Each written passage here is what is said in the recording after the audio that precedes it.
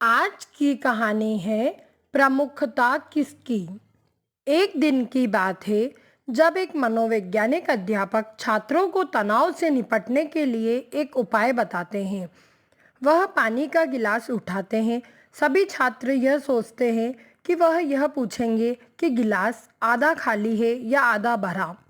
लेकिन अध्यापक महोदय ने इसकी जगह दूसरा प्रश्न उनसे किया, जो पानी से भरा हुआ गिलास मैंने पकड़ा हुआ है, यह कितना भारी है। छात्रों ने उत्तर देना शुरू किया। कुछ ने कहा थोड़ा सा, कुछ ने कहा शायद आधा लीटर, कुछ ने कहा शायद 1 लीटर। अध्यापक ने कहा, मेरी नज़र में इस गिलास का कितना भार है यह मायने नहीं रखता, बल्कि यह मायने रखता है इस गिलास को कितनी देर में पकड़े रहता हूँ।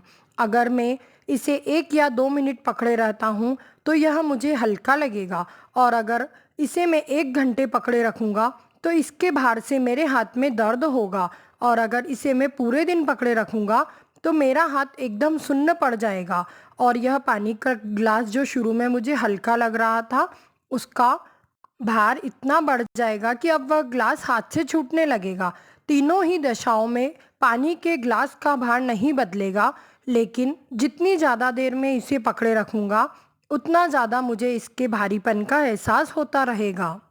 मनोवैज्ञानिक अध्यापक ने आगे बच्चों से कहा, आपके जीवन की चिंताएं और तनाव काफ़ी हद तक इस गिलास की तरह है।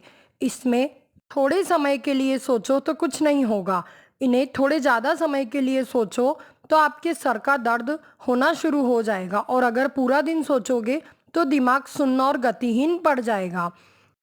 कोई भी घटना या परिणाम हमारे हाथ में नहीं है, लेकिन हम उसे किस तरह हैंडल करते हैं ये हमारे हाथ में है। बस ज़रूरत है इस बात को सही से समझने की। आप अपनी चिंताएं छोड़ दें।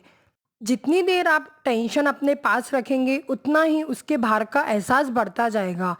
यही चिंता बाद में तनाव का कारण बढ़ जाती है और नई परेशानियां पैदा करती है।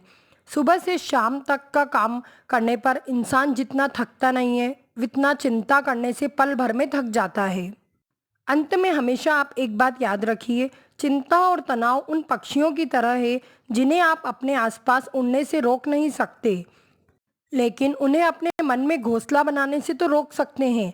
आज से ही उन्हें घर से उड़ने को मत लिए, उड़ाते रहिए। घोंसले की तो सोच ही न पनप पाए, ताकि हम खुशहाल जीवन जी सकें।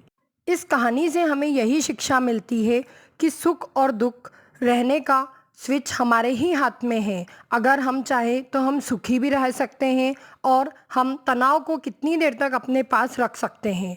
परेशानियां हर इंसान के जीवन में आती है, पर परेशानियों को थोड़ी देर के बाद नज़रअंदाज कर देना चाहिए। धन्यवाद।